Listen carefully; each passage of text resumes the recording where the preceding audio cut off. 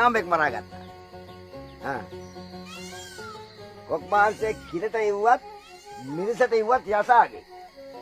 මිනිසට උයනවා නම් මේ අමු ඉඟුරු අවුරකට මුරුංගපතු කෑල්ලක් දාලා හතර කුලියක් වෙන්න අඹරලා සුදුලුණු ටිකක් එහෙම යහමින් වැඩියෙන් දාලා හොද්ද හදලා ගත්තා නම්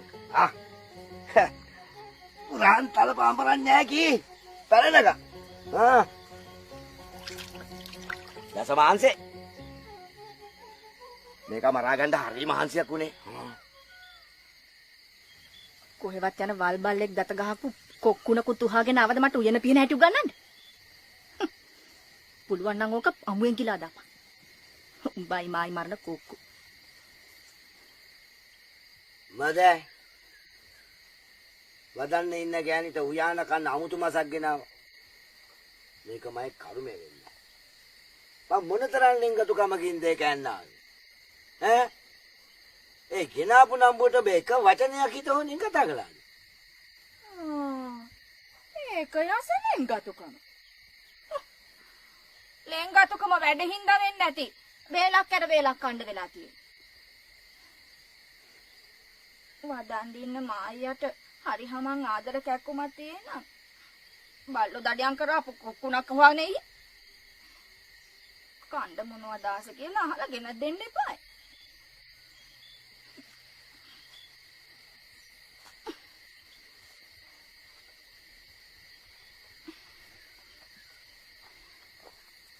Hey, මම වෙන වාහේ ළඟ ගිහින් කන්නද? වදන් ඉන්න ගෑනුන්ට වාහෙලා කන්න ගෙනත් දෙන කෑම දන්නේ නැද්ද? දන්නේ නැද්ද?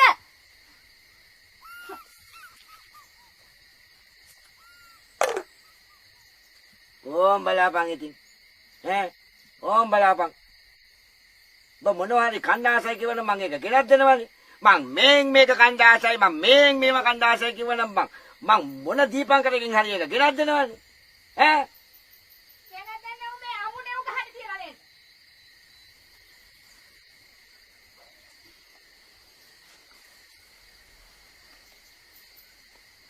ගෑණියෙක්ගේ බඩට දරු පැටියෙක් ආවම කොයිතරම්නම් දේවල් කණ්ඩාස හිතනවද? හැමදාම හිඟමන.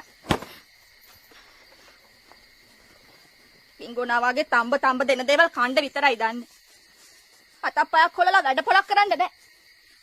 ඉතින් මෙතන හතර මහා නිදානේ පහළ වෙනවනේ. ඔබ කුමාර රත්නයක් හොයාගන්න එපා. මාත් එක්ක එන්න නෑ. පස්සෙන් ඇවිල්ලා අල්ල ගන්න වටිනවා. බල වගේ මේ ගස් උඩ අතුරු කිලිවලක් තියෙනවා. ඕම් පටන් ගත්තා කටපත් ආදින්න. අම්මපා මමත් මනුස් පාර්ට්නරයක් ලැබුවට මොකද්ද ඔය පවක් කරලා තියෙන ඔබත් එක්ක එන්නේ. අම්මපා උඹේ ඔය කටින් මට මොකුත් නොකියවොත් ඔබට නිින්ද යන්නේ නැතුවද? නිින්ද යන්නේ? මන් නිදාගත්තොත් එහෙම මේ වදන් දින එකයි කටේ උබන්න වෙන්නේ පස් තමයි. ඔබට ඕන එකක් කියාගන්න. මොකෝ?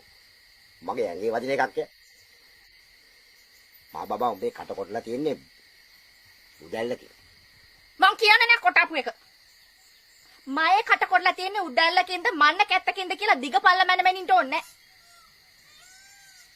නෑ. බල යන් රාජපුරේ නුවරගම් පළාතේ අයියන්දිලා නෑ ගම් එනවද? ඈ?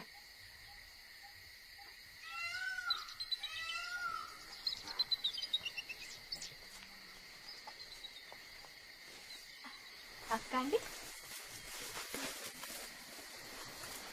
සරණයි. රත්නත්‍රේ පිහිටයි. රත්නත්‍රේ පිහිටයි. පුතේ වැදපල්ලකෝ.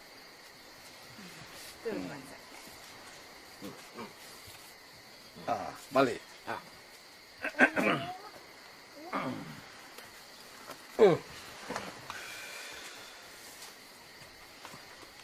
මට දැකපු කාල ඇඳි ගත්තා නා.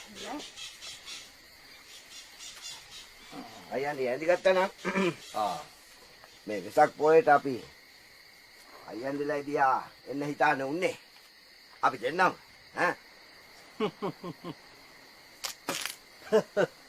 බින්න කෙලින් නැතුව හිටින්. දැන් වෙසක් පොයේවල් කීයක් පහ වුණා. මොකෝ දෙන්න දෙමහල්ලන්ට අපේ දිහා වෙන්නේ කියලා බුලත් දෙන්න ඕනේ. ඕන් අපිට නම් ඉතින් දරු පැටව කරගහගෙන ඉන්න ඕනේ කියමුකෝ. මොලාට එන්න මොන අමාරුවක්ද?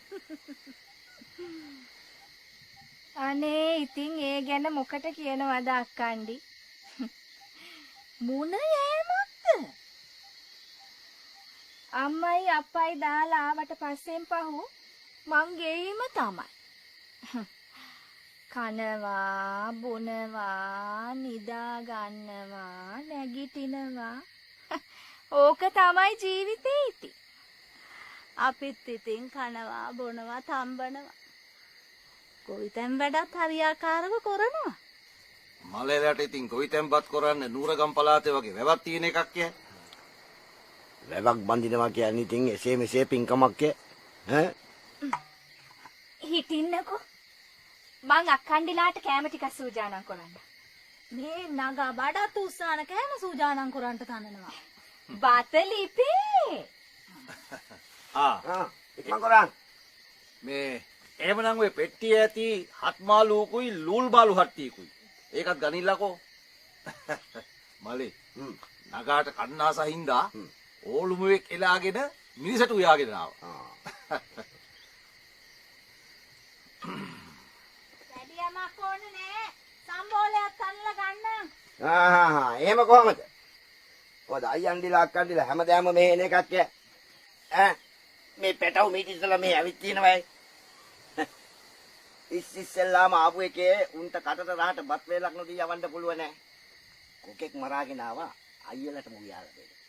මනිකා මාදේයෝ. ඔය හොදි මැල්ලුම් ආනන් ඔක්කොම බෙදුම් මෙහෙම ලෑස්ති කරලා ගන්න ඉක්මනට. ඈ අර කොක් මාංශේ ගම්මිරි දොර කැහැම යහමින් දාලා හොද්ද හදලා ගනින්. ඔය වටපිට බල අතපතක ගහින් නැතුව ඉක්මන් කරලා ඔක ලෑස්ති කරහන්. තීන් කුරුට්ට මලයට ගිය කලා. ඉස්සර කුක්ක වගේ ගෑනිට බය වුණු මලය. දැන් කොහොම හරි ගෑනියෝ බය කරගත්තානේ. එහෙම තමා පිරිමුණම ඉන්න ඕනේ. හිතු කියන තැන ඉන්න හදා ගන්න ඕනේ. මගේ වචනෙට එහෙලින් ගියොත් ඉතින් උන්ද ආයි. මේ පැල්කොටියපත් කනවා එහෙම නෙමෙයි.